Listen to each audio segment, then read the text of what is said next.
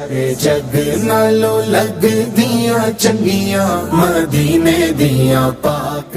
ناظرین اس وقت ہم موجود ہیں حضرت کلثوم بن ہضم رضی اللہ تعالیٰ عنہ کے باغ کے اندر نا. یہ ان کا سامنے گھر ہے اور اس گھر کے اندر یہ گھر آج بھی اسی کنڈیشن کے اندر موجود ہے.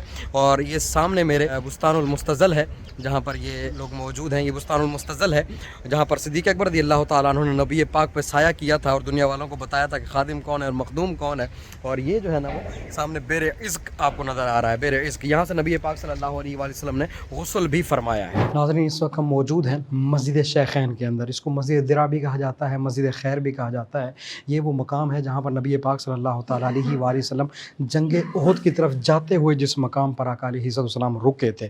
اس کو مسجد شیخین کیوں کہتے ہیں؟ شیخ عربی میں کہتے ہیں بوڑھے کو. یہ جو جگہ تھی نا یہ دو بوڑھے بندوں کی تھی. ایک بوڑھا مرد تھا اور ایک بوڑھی عورت تھی. دونوں یہودی تھے, دونوں اندھے تھے. انہی کے نام پہ تھی تو اس کا نام پھر شیخین پڑ گیا. تو اس لیے اس کو مسجد شیخین کہا جاتا ہے. مسجد درا بھی اس کو کہتے ہیں, مسجد خیر بھی اس کو کہا جاتا ہے. ناظرین اس وقت ہم میدان احد کی طرف جا رہے ہیں. احد کی زمین ہے جہاں پر مکی, وہ احد کی زمین ہے جہاں پر مکی, میرے حمزہ دیا مدینے چلا.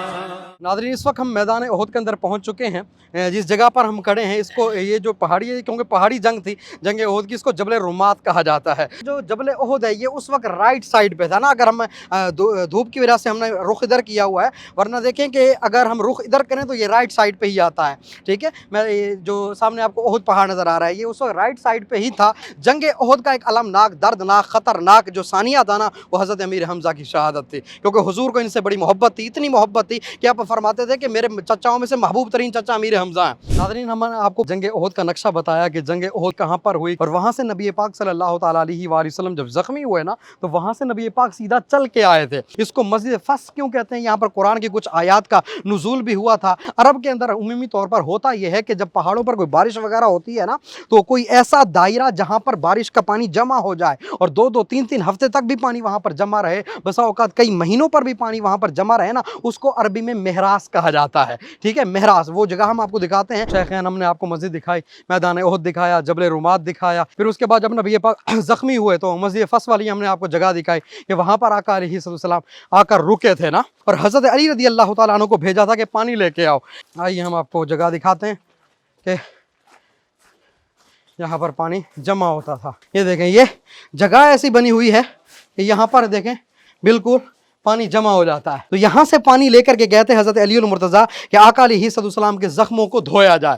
اب آقا علیہ السلام کے زخموں کو جب دھونے کے لیے لے کے گئے تو پینے کے طور پر آقا علیہ السلام نے ناپسند فرمایا. ناظرین اس وقت ہم پہنچ چکے ہیں مسجد مستراح کے پاس. یہ وہ مقام ہے جب جنگ احد ہو چکی تھی نا, جنگ احد سے فارغ ہونے کے بعد وہاں سے جب آقا علیہ السلام واپس آئے تھے نا تو پھر آقا علیہ السلام اس مقام پہ رکے تھے, اس لیے اس کو مستراح کہتے ہیں, راحت سے نا. اور یہاں پر آقا علیہ السلام نے کچھ دیر قیام فرمایا تھا اور یہاں پر کچھ نمازیں بھی حضور علیہ السلام نے ادا فرمائی تھی. اس کو پہلے مسجد بنی حارثہ کہا جاتا تھا, پھر بعد میں جو ہے نا اس کو مسجد مستراح کہا جانے لگا. میری الفت مدینے سے یوں ہی نہیں, میرے آقا کا روضہ مدینے میں ہے.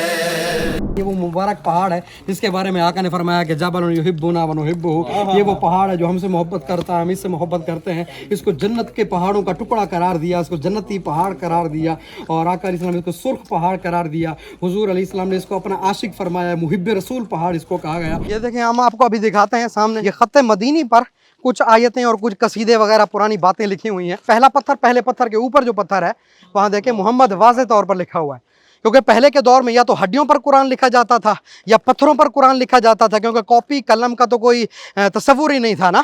اس دور میں پتھروں سے قرآن لکھا جاتا تھا اور پتھروں پر ہی لوگ لکھتے تھے.